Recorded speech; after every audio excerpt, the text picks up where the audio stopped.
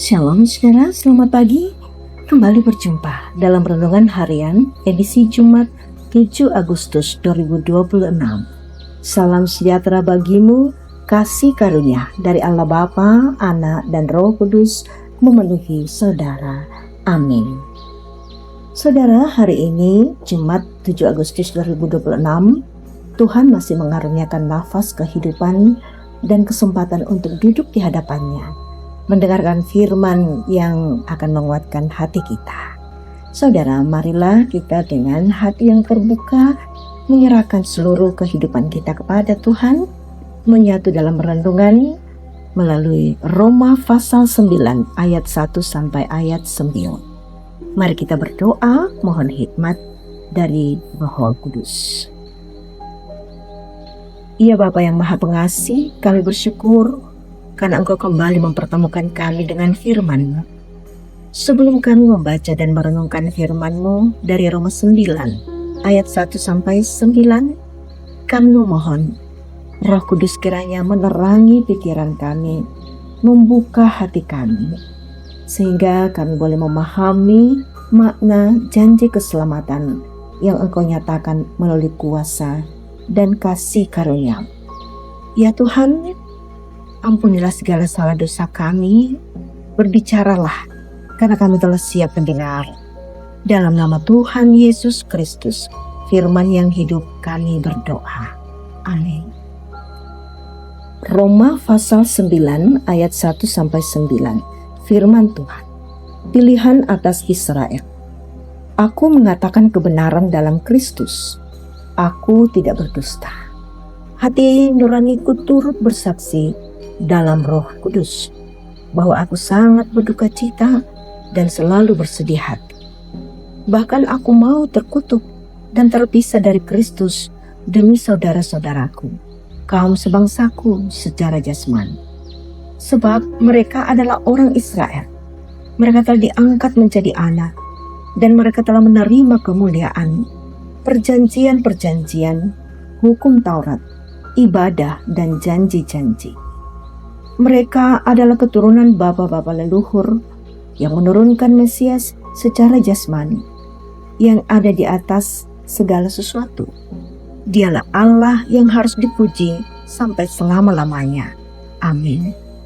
Bukan berarti bahwa firman Allah telah gagal, sebab tidak semua orang yang berasal dari Israel adalah orang Israel. Dan juga tidak semua yang terhitung keturunan Abraham adalah anak Abraham. Tetapi yang berasal dari Ishak yang akan disebut keturunan. Artinya, bukan anak-anak secara jasmani yang adalah anak-anak Allah, tetapi anak-anak perjanjian yang disebut keturunan yang benar. Sebab firman ini mengandung janji. Pada waktu seperti inilah aku akan datang dan Sarah akan mempunyai seorang anak laki-laki. Amin. Janji keselamatan. Itulah tema kita saat ini. Saudara, menjadi orang pilihan memberikan sukacita, bahkan perasaan istimewa dalam diri seseorang. Seperti halnya saat akan melamar suatu pekerjaan, dengan begitu banyak pelamar, hanya akan ada beberapa yang terpilih dan ada yang tidak terpilih. Sehingga tentu orang yang terpilih itu akan bersukacita. Umat Israel adalah umat pilihan Allah yang diberi kemuliaan dan keistimewaan. Sebab dari keturunan Israel akan lahir seorang Mesias, anak Allah. Namun keistimewaan umat Israel tidak sejalan dengan kehidupan mereka. Paulus menggambarkan kekecewaan terhadap Israel dengan merelakan dirinya dikutuk dan terpisah dengan Kristus karena penolakan Israel terhadap Yesus Kristus.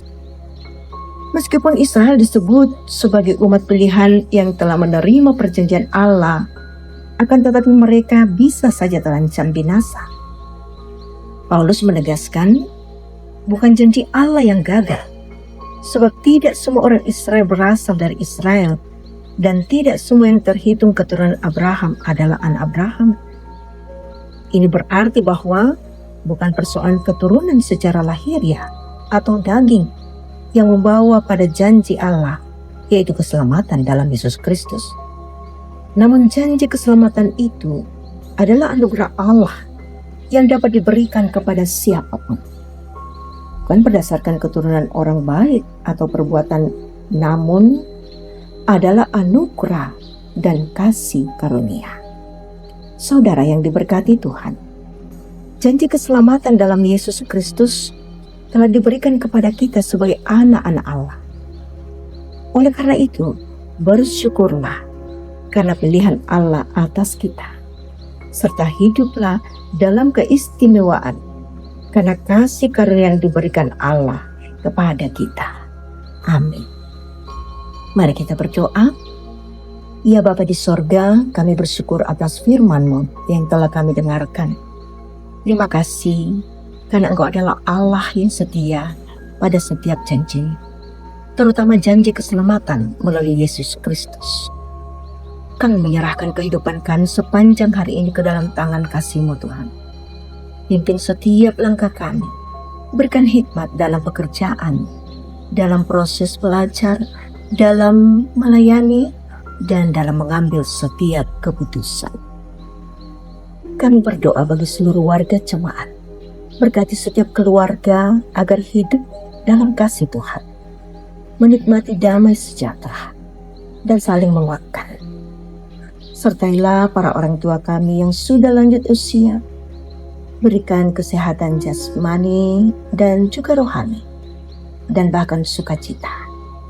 Kuatkan anak-anak, bahkan remaja, pemuda, kaum bapa dan kaum ibu agar tetap bertumbuh dalam iman dalam setiap pelayanan. Bapa di sorga, kami serahkan pengharapan kami bersama dengan jemaat-Mu Tuhan yang berada dalam keadaan sakit. Jamalah dengan tangan kasih dan karuniakanlah kesembuhan sesuai kehendak. Bagi mereka yang berduka cita, dihiburkan dengan damai sejahtera-Mu Tuhan. Dan melalui segala akal dan pikiran, Engkau ada dalam setiap perjalanan kehidupan seluruh warga jemaat. Ya Bapa di sorga, kami menyerahkan untuk setiap pekerjaan, usaha, dan juga pengharapan-pengharapan kami. Tuhan dimuliakan di atas semua pelayanan dan pengharapan kami. Kami serahkan bangsa dan negara kami. Kami serahkan para pemimpin kami. Tuhan menyertai dan Tuhan berada sebagai kendali bagi pikiran dan tindakan-tindakan kami. Dalam nama Tuhan Yesus Kristus kami berdoa. Amin. Saudara, terimalah berkat Tuhan. Tuhan memberkati engkau dan melindungi engkau. Tuhan menyinari engkau dengan wajah-Nya dan memberi engkau kasih karunia. Tuhan menghadapkan wajah-Nya kepadamu dan memberi engkau damai sejahtera. Amin. Terima kasih telah mengikuti renungan pagi hari ini.